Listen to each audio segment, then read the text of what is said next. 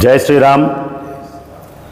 ఈరోజు మేడ్చల్లో చెరువులు కుంటలకు సంబంధించిన ల్యాండ్ని ఒక ప్రత్యేకమైన మేడ్చల్ రెవెన్యూ 1117 సర్వే నంబర్లో కొందరు నాయకులు రిజిస్ట్రేషన్ డాక్యుమెంట్లు చేసుకోవడం జరిగింది. అది ఎఫ్టీఎల్కు సంబంధించిన భూమి కాబట్టి మేము వివిధ సోషల్ మీడియాలలో ఈసీలతో సహా రెవెన్యూకు సంబంధించిన ఎఫ్టీఎల్ భూములని నిరూపణ చేస్తూ గతంలో ఇచ్చిన ఫిర్యాదులను అలాగే చట్టపరంగా ఉన్న ఎఫ్టీఎల్ భూములు అమ్మకాలు కొనుగోలు చేయకూడదు కాబట్టి ఆ విషయాలని వివిధ సోషల్ మీడియా ద్వారా చెప్పడం జరిగింది. ఇదే విలేకర మిత్రులు కూడా కొంతమంది నాతో వివరణ చేయడం జరిగింది. వాళ్లకు పూర్తి వివరణలు కూడా ఇవ్వడం జరిగింది. అదే ప్రెస్ మీడియాలో వివిధ పేపర్లలో వివిధ మీడియాలలో రావడం జరిగింది. ఈరోజు మేము ప్రజలకు పత్రికాముఖంగా విలేకరుముఖంగా అందరికీ నమస్కారం తెలియజేస్తూ ఈ సందర్భంలో మేడ్చల్కు సంబంధించిన గత 4.5 సంవత్సరాల నుంచి మేము ఈ కుంటలు చెరువుల విషయంలో జరిగిన అన్యాయాలని ఈ నాయకులు చేస్తున్న వ్యతిరేక కార్యక్రమాలని ఎదురిస్తూనే వస్తున్నాం. మేము పార్టీలకు అతీతంగా మరియు ప్రజలు కాలనీ వాసులుగా సుమారు ఒక 10,000 కుటుంబాలు జీవించే తుమ్మచెరువు కింద RTC colony 1 and 2, next Vinayak Nagar 1 and 2, కొంత భాగం ఆర్టీసీ కాలనీ సంబంధించిన ప్రజలందరినీ కలుపుకొని అన్ని పార్టీ నాయకులతో మేము కలెక్టర్లో వాళ్లకు కంప్లైంట్ ఫిర్యాదు చేయడం జరిగింది. అదేవిధంగా మున్సిపల్లో ఎంఆర్ఓ ఆఫీస్లో ఇరిగేషన్ డిఈ స్థాయి నాయకులకు మనము ఇవ్వడం జరిగింది. గత 4.5 సంవత్సరాల నుంచి ఇది కంటిన్యూగా ఫిర్యాదులు ఇవ్వడం జరుగుతుంది. ఎటువంటి కార్యక్రమాలు ముందు పడడం లేదు. పైగా ఆ నాయకులు ఆ రోజు చేసిన నాయకులందరూ ఈరోజు వీరు ప్రత్యేకించి డాక్యుమెంట్లు చేసుకోవడము రిజిస్ట్రేషన్ చేయడం జరుగుతుంది. కాబట్టి సబ్ రిజిస్టర్ ఆఫీస్ అధికారులను కూడా మేము వివరణ కోరడం జరిగింది. వాళ్ళు క్లియర్గా చెప్తున్నారండి. ఈరోజు స్టాంప్ డ్యూటీ కట్టి రిజిస్ట్రేషన్ డాక్యుమెంట్ తయారు చేసి పెడితే చార్మినార్ కూడా రిజిస్టర్ చేస్తారంటండి. ఈ మన మేడ్చల్ సబ్ రిజిస్టర్లో వివిధ అధికారులు చెప్పే విషయాలు ఇవి. ప్రత్యేకించి మేము వెళ్ళడం జరిగింది. ఈ విషయాలు అధికారులు కూడా వెల్లడించడం జరిగింది. అదేవిధంగా మన మేడ్చల్కు సంబంధించిన వేరే ఏదైతే రెసిడెన్షియల్లో ఉన్న ప్లాట్లకి 2020లో 1,000 రూపాయలతో ఎల్ఆర్ఎస్ కట్టడానికి వెసల్బాటు ప్రభుత్వాలు కల్పించినాయి. ఇప్పుడు ఏమైందంటే ఆ 1,000 రూపాయల నుంచి 25% రిబేట్ ఇచ్చి కొంత టైం పెట్టిన తర్వాత ప్రభుత్వము మిగతా ల్యాండ్కి మిగతా కాలపరిమితి తర్వాత 100% పేమెంట్ చేస్తే ఎల్ఆర్ఎస్ అప్రూవల్స్ ఇస్తున్నారు. సో దాంట్లో ఈ సదరు నాయకులు 1,000 రూపాయలు అప్పట్లో దొంగతనంగా కట్టి ఈరోజు డైరెక్ట్గా ఒక్కొక్క ప్లాట్కి 1,30,000 రూపాయలు ఎల్ఆర్ఎస్ పేమెంటు ఆన్లైన్ ద్వారా చేసి అదే పేమెంటు సబ్ రిజిస్టర్ ఆఫీస్లో చూపించి రిజిస్ట్రేషన్లు సామాన్యులకు రిజిస్ట్రేషన్లు చేసి వాళ్ళని బాధితులుగా తయారు చేసే ప్రయత్నం చేస్తున్నారు. అందులో రిజిస్ట్రేషన్కి సంబంధించిన అధికారులు భాగస్వామ్యులే. అలాగే 1,000 రూపాయలు కట్టి ఎఫ్టీఎల్ భూమిలో కట్టిన ప్లాట్లను ఇరిగేషన్కి సంబంధించిన అధికారులు అలాగే రెవెన్యూకి సంబంధించిన అధికారులు ప్రత్యేకించి మేడ్చల్ టీపీకి సంబంధించిన డిపార్ట్మెంట్ కమిషనర్ గారితో చెప్పినప్పటికీ ఈ విషయాలని 1,30,000 ఎలా కట్టించుకున్నారో ప్రజలకు వివరించాలి. ఆ విషయాన్ని కూడా మేము కమిషనర్ గారి దృష్టికి తీసుకెళ్ళడం జరిగింది. అదేవిధంగా ఆయన కూడా ఏంటంటే ఇవి రిజెక్ట్ అవుతాయి 100%, 1,17,000 రూపాయలు రివర్ట్ వాళ్ళ అకౌంట్లోకి వెళ్తాయని చెప్పడం జరుగుతుంది. కానీ ఈ 1,30,000 కట్టడం అలాగే రిజిస్ట్రేషన్ జరగడం మళ్ళీ 1,17,000 రూపాయలు రిటర్న్ వెళ్ళడం, తద్వారా ఈ అధికారులు చేసే ఈ చోరాట దొంగాటలో ఈ సామాన్యుడు ఒక 50 లక్షలు పెట్టి ఒక 200 గజాలు ప్లాట్ కొని ఎల్ఆర్ఎస్ ఉన్నదాన్ని కొనుక్కొని తర్వాత ఎల్ఆర్ఎస్ లేకపోవడంతో వాళ్ళు నిర్వీర్యం అవ్వడం ఖాయం. అలాగే ఈ 70% సర్వే నంబర్లోంచి ఎఫ్టీఎల్ భూమి ఉన్నది, బఫర్ భూమి ఉన్నది. ఇందులో ప్లాట్లు కొనడానికి అమ్మడానికి వీల్లేదని మేము గత 2.5 సంవత్సరాల కిందనే గీతా మేడం ఎంఆర్ఓ గారు అప్పుడు ప్రొహిబిటెడ్ ప్రాపర్టీస్లో పెట్టాలని ఎంఆర్ఓ ఆఫీస్కి అలాగే ఎంఆర్ఓ సబ్ రిజిస్టర్ ఆఫీస్ని మరియు రిజిస్ట్రేషన్ ఆఫీస్లో కూడా ఈ విషయం చేర్చడం జరిగింది. మరి ఆ రోజు చేర్చిన తర్వాత 2.5-3 సంవత్సరాల నుంచి రిజిస్ట్రేషన్ ఆపేసి ప్రత్యేకించి 15th ఆగస్టు తర్వాత ముందు జరిగిన రిజిస్ట్రేషన్లు సుమారుగా 27 నుంచి 50 ప్లాట్లు ఎలా జరిగినాయి అధికారులు చెప్పాల్సిన బాధ్యత వాళ్ళపై ఉంది.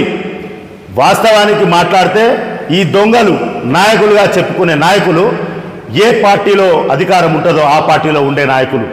ఇది ప్రత్యేకంగా ఈసీలో వాళ్ళ పేర్లు కనిపించే పేర్లు ఏంటంటే మర్రి దీపిక, మర్రి నరసింహారెడ్డి, చెరువుకొమ్ము శేఖర్ గౌడ్, చెరువుకొమ్ము వివిధ ఫ్యామిలీలలో 2-3, టి శ్రీనివాస్ రెడ్డి, ఇంకొక గౌడు, ఇంకొక రెడ్డి.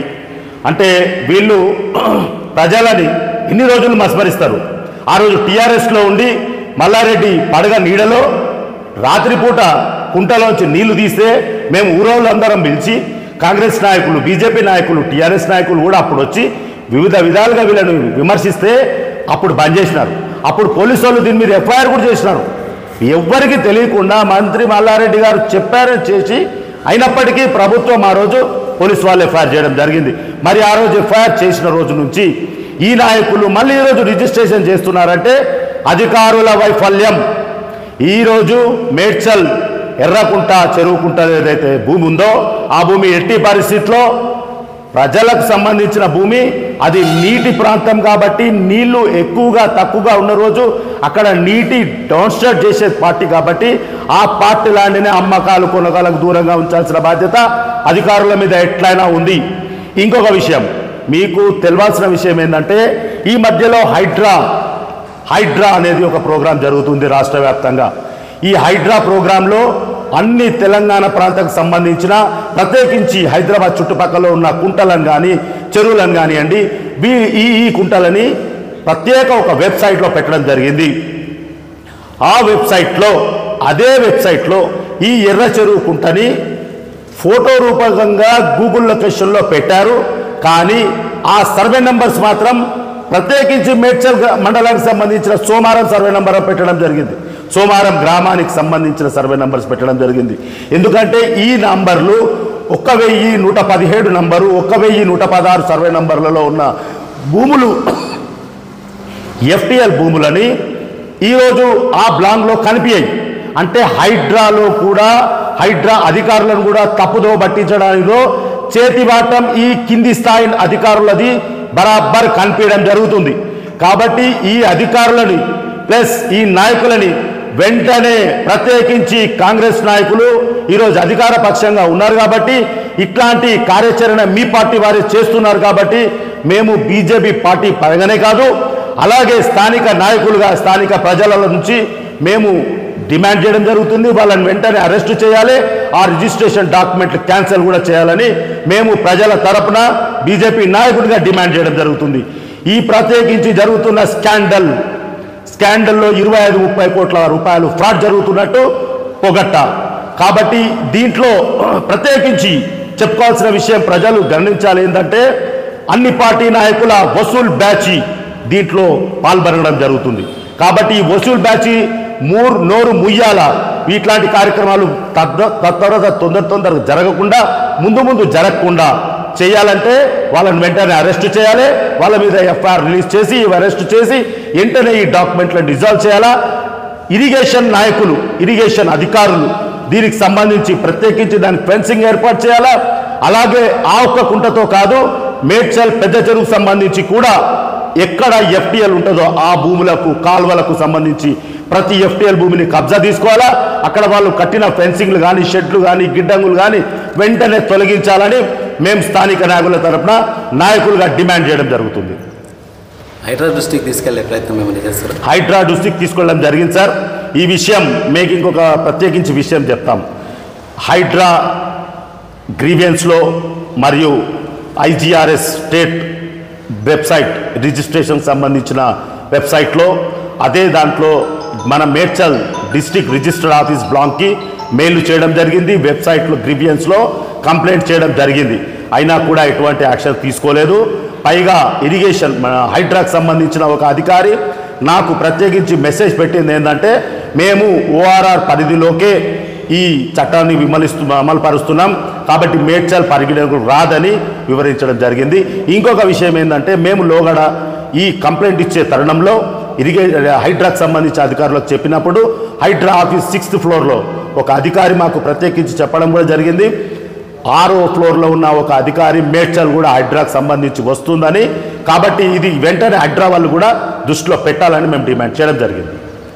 సబ్ రిజిస్టర్ కార్యాలయం ఏం చెప్తారు మీరు? సబ్ రిజిస్టర్ కార్యాలయంలో సింపుల్ అండి. ఈరోజు సబ్ రిజిస్టర్ కార్యాలయంలో 1 and 2 అనే 2 అధికారులు ఉన్నారు. వాళ్ళు చేస్తున్న మోసాలు ఇంత అంతా కాదు. ప్రత్యేకించి ప్రొహిబిటెడ్ ప్రాపర్టీలో ఉన్న ప్రాపర్టీలు అన్నీ కూడా మ్యాక్సిమం రిజిస్ట్రేషన్ చేస్తున్నారు. వాళ్ళు ప్రొహిబిటెడ్ ప్రాపర్టీలో ఉన్న రిజిస్ట్రేషన్స్ కూడా చేయడం, వాస్తవానికి సామాన్యులకేమో చిన్న చిన్న 100 గజాలు 150 గజాల ప్లాట్లు ఉన్నోళ్ళనేమో ఇబ్బంది పెడుతూ వేలకు వేలు వసూలు చేస్తున్నారు. ఈ కార్యక్రమం వాస్తవానికి మీకు చట్టం ప్రకారం తెలియాల్సిన విషయం ఏంటంటే రిజిస్ట్రేషన్ చట్టము ఇప్పుడున్న రేవంత్ రెడ్డి గారి ప్రభుత్వమే చెప్పిన విషయం ఏంటంటే గతంలో ఉన్న డాక్యుమెంట్లు కానీ గ్రామ పంచాయతీ లేఅవుట్లు ప్లాట్లు రిజిస్ట్రేషన్ చెయ్యబడని చెప్పడం జరిగింది. కానీ దీంట్లో 1,30,000 రూపాయలు కేవలం అమౌంట్ మాత్రమే ట్రాన్సాక్షన్ జరిగింది. ఫైనల్ అప్రూవల్ మున్సిపల్ ఆఫీస్ నుంచి కానీ హెచ్ఎండిఏ నుంచి కానీ వీళ్ళకి ఇంత రాలేదనేది మున్సిపల్ అధికారులు చెప్తూడం జరిగింది టీపీ గారి సర్వేక్షన్లో. కానీ అటువంటి అధికారం మున్సిపల్ ఆఫీస్ వాళ్ళకే తెలియకుండా రిజిస్ట్రేషన్ ఆఫీస్ గారికి ఈ ఎఫ్టీఎల్ భూమి ఎల్ఆర్ఎస్ వచ్చిందని ఏ విధంగా చెప్పగలుగుతారో రిజిస్ట్రేషన్ అధికారులు చెప్పాలి, ప్రజలకు వివరించాలి. లేని ఎడల మీ మీద ఉద్యమం మాత్రం పక్కా జరుగుతుంది. 4 సంవత్సరాల నుంచి పెండింగ్ ఉన్న ఈ డాక్యుమెంట్స్ సడన్గా ఒకటేసారి ఇన్ని డాక్యుమెంట్స్ ఇప్పుడు ఎలా రిజిస్ట్రేషన్ అయింది అంటారు? వాస్తవానికి అప్పుడు మేము కాలనీవాసులుగా తీవ్రపరంగా మేము వ్యతిరేకించినాం. ప్రత్యేకించి కలెక్టర్ జూడిక్షన్లో ఇవ్వడం జరిగింది. ప్రజా సమస్యల మీద కలెక్టర్ గారికి అగస్త్య సార్కి అప్పుడున్న డిప్యూటీ కలెక్టర్ అగస్త్య సార్కి ప్రత్యేకించి వివరించడం జరిగింది. అలాగే కలెక్టర్ గారి దృష్టికి కూడా తీసుకెళ్లడం జరిగింది. తర్వాత ఉన్న మున్సిపల్ అధికారులు మున్సిపల్ కమిషనర్లు నెక్స్ట్ తర్వాత తదనంతరం వచ్చిన 2 కమిషనర్లకు కూడా చెప్పడం జరిగింది. మళ్ళీ అప్పుడున్న గీతా మేడం ఎంఆర్ఓ తర్వాత వచ్చిన మేడం కానీ ఇప్పుడు మొన్న ఇటీవల వచ్చిన ఎంఆర్ఓ దృష్టికి తీసుకెళ్లేదండి. కాకపోతే రెవెన్యూ సరంగా అందరూ అధికారులు ట్రాన్స్ఫర్ కావడం, ప్రభుత్వం చేంజ్ కావడం, అదే నాయకులు ఈరోజు కాంగ్రెస్ అధికార పక్షంగా ఉండడంతో వీళ్ళు కొత్త తెర లేపి మళ్ళీ రిజిస్ట్రేషన్లకు పులుపుకొన్నారండి. ఇప్పుడు మీరు ఎవరైతే పేర్లు ఆరోపిస్తారో గతంలో వాళ్ళు పదవిలో ఉన్న వ్యక్తులే 100% శేఖర్ గౌడ్ అనేది టీఆర్ఎస్ పదవులు ఉండి చేయలేకపోయారు. అప్పుడు వాస్తవానికి ప్రజల నుంచి విమర్శలు వస్తూ ప్రజలే కట్ట మీదకి వచ్చి ప్రత్యేకించి ఉద్యమంలాగా అక్కడ ఒక కూర్చోడి విపరీతమైన స్లోగన్స్ ఇవ్వడం, ఆ రోజు నైట్ నీళ్ళు తీయడంతో తర్వాత జరిగే ఫిర్యాదులు ఇవ్వడంతో తీవ్రతరం జరగడంతో అప్పుడు సైలెంట్గా ఉన్నారు. అప్పుడు ఇదే చంద్రశేఖర్ గారు టీఆర్ఎస్ మున్సిపల్ అధ్యక్షుడు, ఇదే మరి దీపిక గారు మరి నరసింహారెడ్డి గారు భార్యాభర్తలు చైర్మన్గా ఉండే. అప్పుడున్న కౌన్సిలర్లు కూడా దీని విషయం మీద ప్రెస్ స్టేట్మెంట్ ఇవ్వడం జరిగింది. కావాలంటే మీరు వెబ్సైట్లో కూడా దొరుకుతుంది మీకు. ఇప్పుడు అదే కాంగ్రెస్ నాయకులు మళ్ళీ కాంగ్రెస్లో జాయిన్ కావడం, అధికార పక్షంగా ఉండడం. మరి అధికార నాయకులు నేను కాంగ్రెస్ నాయకులు కూడా ప్రశ్నిస్తున్నా, కాంగ్రెస్ పార్టీ అగ్రనాయకులు కానీ ఇక్కడున్న లోకల్ నాయకులు మీరు దీన్ని సమర్థిస్తే అదే స్టేట్మెంట్ ఇవ్వండి, సమర్థించకపోతే అదే స్టేట్మెంట్ ఇవ్వాలి. కాబట్టి ప్రజలలో చులకన కావద్దని మీ పార్టీకి ఏదైనా నిబద్ధత ఉంటే ఇది తీవ్రతరంగా మీరు విమర్శించాలి. ఆ నాయకుల మీద ప్రత్యేకమైన చర్యలు కూడా తీసుకోవాలని మేము డిమాండ్ చేస్తున్నాం ప్రజల తరఫున. ఇది సామాన్య ప్రజలు మళ్ళీ తిరిగి రీసేల్ చేసి కొనుగోలు చేసే మోసపోయినట్టు. ఇప్పుడు మీకు ఒక విషయము, ఈ ఎల్ఆర్ఎస్ 1,30,000 రూపాయలు కట్టి డాక్యుమెంట్ చేస్తున్నామని సబ్ రిజిస్టర్ చెప్తున్నారు. ఆ డాక్యుమెంట్ జరిగిపోతుంది, అది రికార్డులోకి వచ్చేస్తుంది. ఆల్రెడీ నేను వెబ్సైట్లలో ఆల్మోస్ట్ అన్ని గ్రూప్స్లో సోషల్ మీడియాలో ఈసీలకు సంబంధించిన డౌన్లోడ్ పెట్టేసి ఉన్నాను. అందులో మీకు క్లియర్గా నేను చెప్పిన పేర్లు ఉన్నాయి. మీరు దాని మీద ఎటువంటి ఛాలెంజ్ కన్నా నేను రెడీ. ఆల్రెడీ గవర్నమెంట్ డాక్యుమెంట్ అది ఆల్ సిటిజన్షిప్ డైరెక్షన్లో మేము డౌన్లోడ్ చేసి అందరికి ఇచ్చున్నాం, మీకు కూడా ఇచ్చున్నాం. సో ఇప్పుడు ఏంటంటే ఆ డాక్యుమెంట్లు జరిగినాక ఎల్ఆర్ఎస్ కంప్లీటెడ్ అని ఎస్ఆర్ఓ క్లియర్ చేస్తూ రిజిస్ట్రేషన్ చేయడం జరిగింది. ఇదే డాక్యుమెంట్ పెట్టుకొని ఒక సామాన్యులకు 25-30 లక్షలు 25-30 వేలకు గజం అమ్మి వాళ్ళు ఆల్రెడీ బేరం చేస్తున్నారు. మిగతా సామాన్యులకు వలవేసి ఈ ఎల్ఆర్ఎస్తో సహా ఉన్న ప్లాట్లని చెప్పి రేపు ఇల్లు కట్టుకోవచ్చు అన్న ఒక అద్భుత సంకల్పన వాళ్ళకి చేసి అబద్ధాలు చెప్పి రేపు సేల్ చేయడానికి గ్యారంటీ ఏంది? ఈరోజు ఎల్ఆర్ఎస్ రేపు క్యాన్సల్ అయితే రిజెక్ట్ చేస్తే వాళ్ళ డబ్బులు వాళ్ళకే రిటర్న్ అవుతాయి, రిజిస్ట్రేషన్ డాక్యుమెంట్ మాత్రం సామాన్య మానవుల పేరు మీద ఉంటుంది. వీళ్ళు చేసిన కార్యక్రమాలతోటి జరిగిన డాక్యుమెంట్లకు గానే ఈరోజు 25-30 మంది బాధితులు జమ అయ్యే పరిస్థితి ఉంది. అలాగే 85 ప్లాట్ల మీద రేపు బాధితులని ఈ అధికారులు చేసి మా మేడ్చల్ మీద రుద్దదలుచుకున్నారా?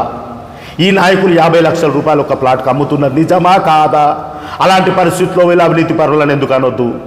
అదే అవినీతి వీళ్ళు చేయడం లేదు అన్నప్పుడు రిజిస్ట్రేషన్ ఎందుకు చేసుకోవాల్సి వచ్చింది? FTLలో భూములు రిజిస్ట్రేషన్ చేసుకొని ఏం చేస్తారు? అవి రిజిస్టర్డ్ ప్లాట్లుగా ఉన్నాయి, అదే అగ్రికల్చర్గా లేదు. మరి దీని అవినీతి అని అంటారు కదా, అక్రమం అంటారు కదా. చెరపట్టడం కాదా? శిఖం భూములను చెరపట్టడం కాదా? ఇది ఏ నాయకుడు సమర్థిస్తాడు? వాళ్ళు వెంటనే ప్రెస్ రిలీజ్ చేయాలి. సమర్థించే నాయకులు ఒకవైపు, సమర్థించని నాయకులు ప్రజల వైపు ఉంటారా? ఇది ప్రజలు గమనించాలి. కాబట్టి ఈ వివరణ. ఈరోజు జరిగిన మున్సిపల్ కమిషనర్ గారితో మాట్లాడేటప్పుడు ఆయన గారు కూడా పెద్ద ఆయన బాగానే మాట్లాడాడు. ఇది క్షమించనాల నేరమే. అయినప్పటికీ మన మేడ్చల్ మున్సిపల్ కూడా GHMCలో కలపడం డిసైడ్ అయిపోయింది ప్రభుత్వ పరంగా. అదేవిధంగా మున్సిపల్కు సంబంధం లేకుండా నేషనల్కి సంబంధించిన సెంట్రల్ గవర్నమెంట్ నిధులతో ఇక్కడ వాళ్ళు కొన్ని కార్యక్రమాలు చేపడుతున్నారు. అందులోంచే 1 ఎకరా పైన ఉన్న పార్కులని డెవలప్ చేయడానికి, అదేవిధంగా పెద్ద చెరువులు, మేడ్చల్కి సంబంధించిన పెద్ద చెరువు, అలాగే తుమ్మ చెరువు లాంటి పెద్ద పెద్ద కుంటలు వాటర్ బాడీస్కి సంబంధించి డెవలప్మెంట్ చేయడానికి వాళ్ళు పూనుకున్నారని తేలడం వచ్చింది. కాబట్టి మేము వెంటనే ప్రభుత్వ పరంగా అధికారులకు డైరెక్షన్ ఇవ్వాలి. మీరు కార్యక్రమాలు చేస్తున్నారని చెప్పడం కాదండి, అదే ఆచరణలో ఈరోజు ప్రజలకు మీరు ఎలా వివరిస్తారో తప్పు చేసింది మీరే. కాబట్టి ప్రతి అధికారి కూడా వాళ్ళకు వివరించాలి, ప్రెస్ స్టేట్మెంట్ ఇవ్వాలి. ఈ ప్రెస్ రిపోర్టర్లు ఎవరైతే వివరణ అడుగుతారో వాళ్ళకు వెంటనే చెప్పాలి. 1117, 1116 మేడ్చల్ గ్రామానికి సంబంధించిన సర్వే నంబర్, FTL సంబంధించిన ల్యాండ్ కాబట్టి. అలాగే మేడ్చల్ పెద్ద చెరువులో ఉన్న గతంలో చేసిన డాక్యుమెంట్లను కూడా ఈ LRS పేరుతో చేస్తున్న నాటకాలని, ఇట్లాంటివన్నీ మేము 100% చేయబడవు.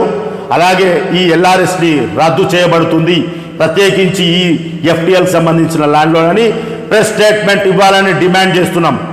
జై శ్రీరామ్.